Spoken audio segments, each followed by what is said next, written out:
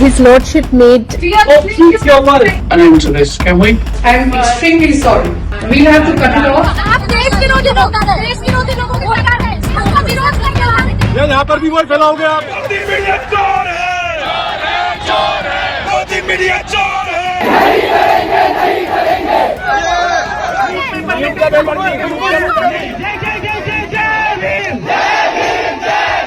दोस्तों नमस्कार, मेरा नाम प्रशांत है और आप देखना शुरू कर चुके हैं आपका अपना चैनल खुद रंग। कॉकरोच जो है ना तो मीलॉट को छोड़ रहे हैं और ना ही नरेंद्र मोदी की सरकार, धर्मेंद्र प्रधान, एनटीए और पेपर लीक माफिया को। अब पेपर लीक माफिया कौन है? अगर सब कुछ एनटीए के अंडर में है, अगर सब कुछ धर्मेंद्र प्रधान के अंडर में है, तो पेपर लीक माफिया कौन है यह समझना बहुत ज्यादा मुश्किल काम नहीं है। लेकिन नरेंद्र मोदी की सरकार बीते 12-13 सालों से अपनी जिद, अपनी बेशर्मी पर इस कदर अड़ी है कि अपने चहेते को ऐसे पाल रही है जैसे पालने में झुला रही हो धर्मेंद्र प्रधान को। 5 बच्चों ने सुसाइड कर लिया है और धर्मेंद्र प्रधान और नरेंद्र मोदी सरकार की बेशर्मी आप देख लीजिए किस तरीके की है। तो मैं कहना यह चाहता हूं कि कॉकरोच जो है उसने मीलॉट को का जो पीछा है वो लंदन तक कर लिया है।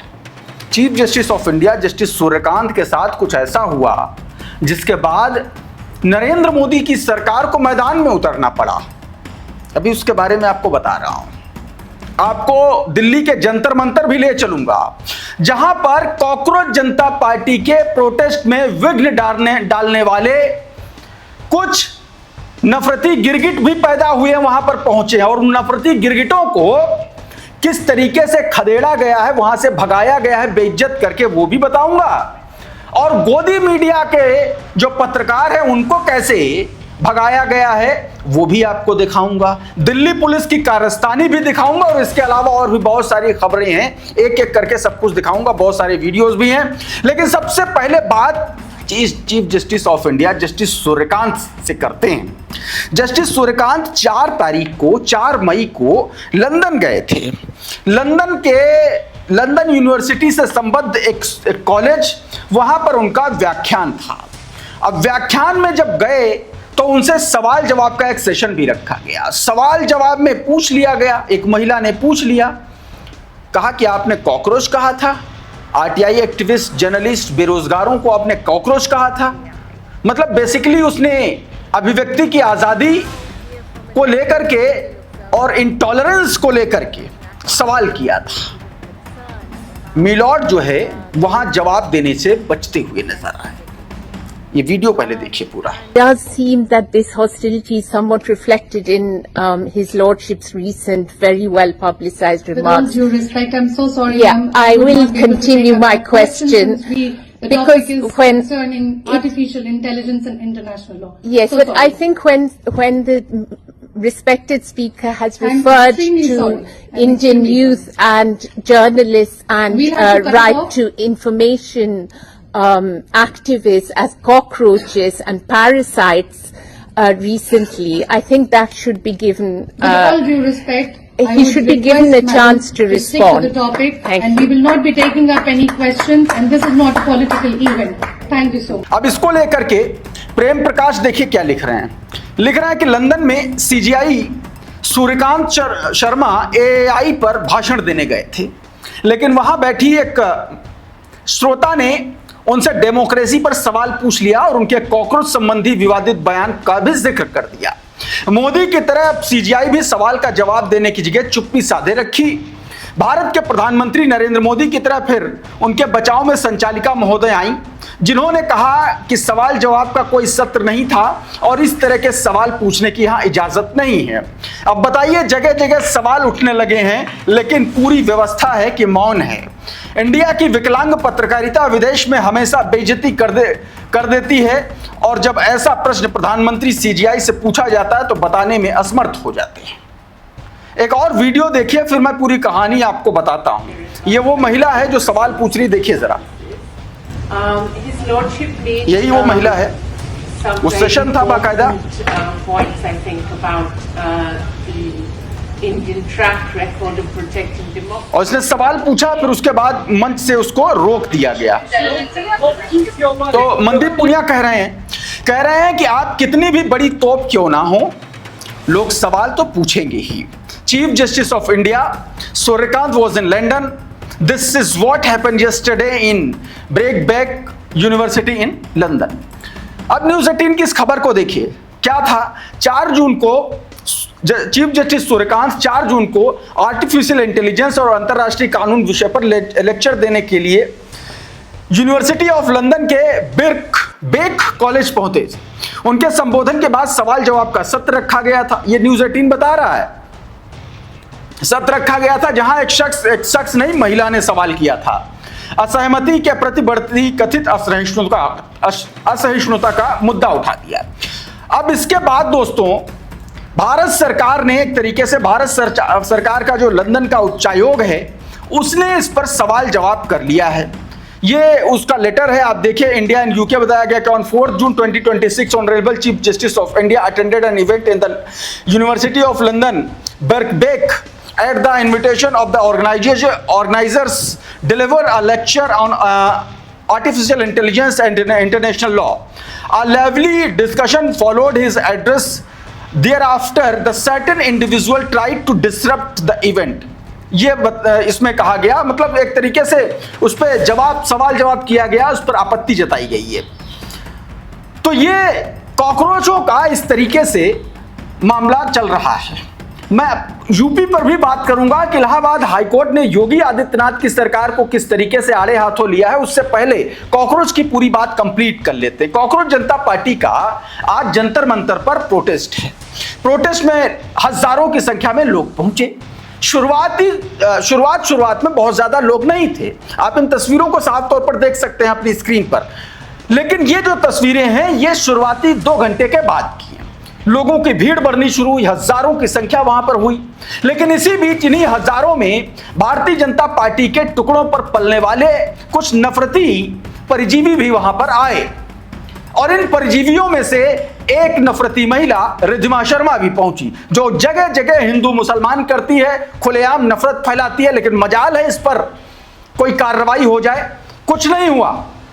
ये वहां पर गई, लेकिन वहां पर पढ़े लिखों का जमावड़ा था, तो इसको खदेड़ दिया गया। जरा इस वीडियो को देख लीजिए अब आप।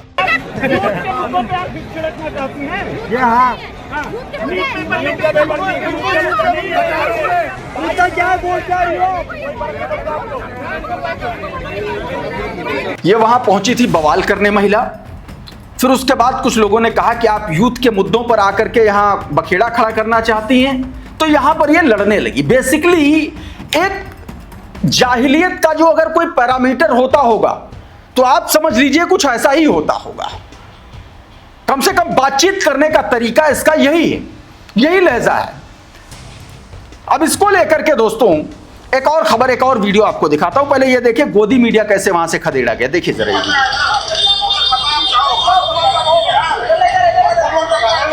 देखिए किस तरीके से बेइज्जत किए जा रहे हैं। कहा गया कि जाओ भैया, हमको पता है तुम कौन हो, हम तुम्हारी बातचीत तुम्हारे लहजे से जान जाते हैं कि तुम कौन हो। घेर करके इसको भी वहां से भगाया। मदन मोहन सोनी बता रहे हैं कि कॉकरोच जनता पार्टी के दिल्ली में के जंतर मंतर पर चल रहे प्रोटेस्ट में प्रदर्शनकारी ने मीडिया की भरी भीड़ में गोदी मीडिया को फटकार लगा दी।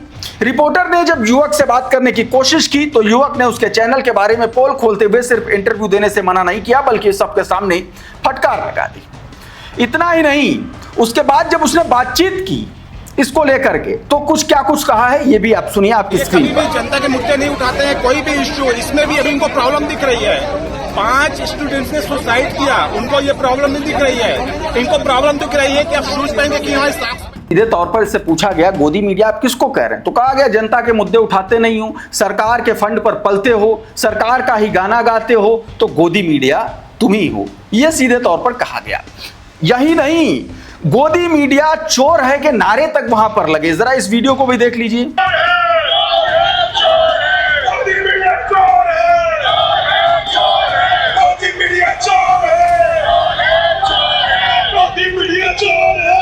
जबरदस्त तरीके से गोदी मीडिया चोर है के नारे वहां पर लग रहे हैं।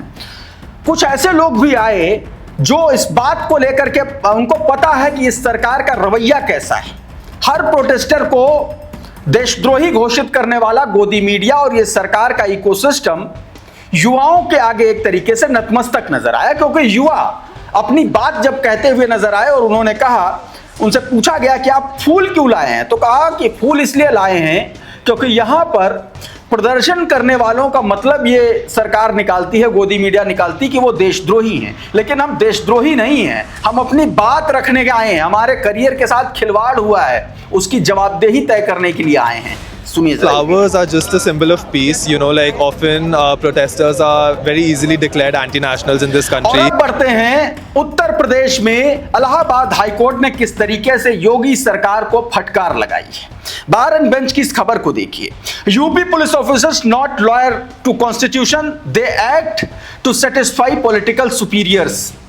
इलाहाबाद हाईकोर्ट ने उत्तर प्रदेश की ब्यूरोक्रेसी पर जो कुंडली मार करके बड़े बड़े अजगर बैठे हुए हैं उनको आईना दिखाया है। इलाहाबाद हाईकोर्ट ने साफ तौर पर कहा कि उत्तर प्रदेश की ब्यूरोक्रेसी को देख करके ऐसा लगता है कि वो संविधान के प्रति जवाबदेह नहीं है बल्कि अपने राजनेताओं के पास के प्रति जवाबदेह हैं। यह सीधे तौर पर इसमें कहा गया है। पूरी खबर देखिए, बार एंड बेंच की यह खबर है, मैं आपको बताता हूं क्या कहा गया कि इलाहाबाद हाईकोर्ट ने एक महत्वपूर्ण टिप्पणी करते हुए उत्तर प्रदेश पुलिस अधिकारी संविधान के बजाय सत्ता में बैठी सरकार के प्रति अधिक वफादार दिखाई देते हैं। यह टिप्पणी राजेंद्र त्यागी एवं अन्य बनाम उत्तर प्रदेश राज्य मामले की सुनवाई के दौरान न्यायमूर्ति जस्टिस विनोद दिवाकर ने की। अदालत ने उत्तर प्रदेश पुलिस की कार्यप्रणाली पर कड़ी टिप्पणी करते हुए कहा कि राज्य में नेताओं और नौकरशाहों की सामंती मानसिकता ने संवैधानिक शासन को लंबे समय से जनसेवा के बजाय व्यक्तिगत प्रभुत्व का साधन बना दिया। कोर्ट ने कहा है कि राज्य की प्रशासनिक व्यवस्था वर्षों से गहरे राजनीतिक हस्तक्षेप का शिकार रही है। अधिकारियों के तबादले, नियुक्तियां, पदोन्नतियां योग्यता के आधार पर नहीं बल्कि राजनीतिक संरक्षण के आधार पर तय होती हैं। अदालत ने जबरदस्त तरीके से फटकार लगाई है। अब इसी को लेकर के अभिषेक उपाध्याय ने और अंदर तक तह तक जाते हुए पूरी पोल पट्टी खोल दी इसी खबर के आधार पर। ये ट्वीट देखिए, कहा कि इलाहाबाद हाईकोर्ट ने एक बार फिर यूपी की ब्यूरोक्रेसी की धज्जियां उड़ा दी। बेहद तल्ख टिप्पणी करते हुए कहा कि वफादारी शासक के साथ है न कि संविधान के साथ। महज एक हफ्ते के भीतर यह तीसरा ऐसा आदेश है जिसमें इलाहाबाद हाईकोर्ट ने यूपी की ब्यूरोक्रेसी के हालात पर बेहद कठोर टिप्पणी की है।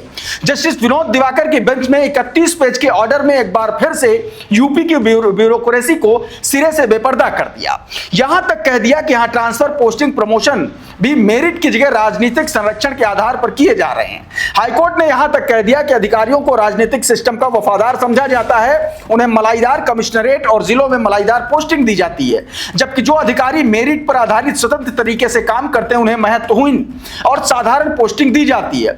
जबरदस्त तरीके से धज्जियां उड़ाई हैं। एक और नाम लिया बाकायदा, ये देखिए, आईपीएस अजय कुमार मिश्रा को हाईकोर्ट की सख्त वार्निंग। गाजियाबाद के तत्कालीन पुलिस कमिश्नर अजय कुमार मिश्रा के कामकाज के तरीके पर इलाहाबाद हाईकोर्ट ने बेहद गंभीर सवाल उठाए। अजय कुमार मिश्रा की अगुवाई में गाजियाबाद पुलिस ने एक सिविल और कमर्शियल प्रकृति के केस को बेहद खतरनाक गैंगस्टर एक्ट लगा दिया था और 35 साल की ललिता त्यागी को करीब 80 दिनों तक जेल में रखा। इलाहाबाद हाईकोर्ट ने पाया कि इस मामले में गैंगस्टर एक्ट लगाने का एक भी सबूत, एक भी तथ्य नहीं था। गाजियाबाद के तत्कालीन पुलिस कमिश्नर अजय कुमार मिश्रा को सख्त चेतावनी देते हुए इलाहाबाद हाईकोर्ट ने कहा कि पूरी तरीके से अवैध गिरफ्तारी और गैंगस्टर चार्ट के तहत उसका अप्रूवल अजय कुमार मिश्रा की निगरानी के तहत हुआ। सोचिए ऐसे कितने ही मामले होंगे जहां यूपी की बेलगाम पुलिस का शिकार कितनी ही ललिता त्यागी को होना पड़ता होगा। मतलब आप सोचो कि जबरदस्त तरीके से अंधेर गर्दी मची हुई है उत्तर प्रदेश में योगी आदित्यनाथ की सरकार और शासन में, और कॉकरोच जनता पार्टी को लोग देशद्रोही और गद्दार बताते हैं। सिस्टम के अंदर बैठे हुए लोगों से सवाल पूछ लो तो तिलमिला उठते हैं। इस वीडियो में इतना ही। बहुत बहुत शुक्रिया, बहुत बहुत धन्यवाद। आप जुड़े रहिए आपके अपने चैनल खुदरंग के साथ। नमस्कार।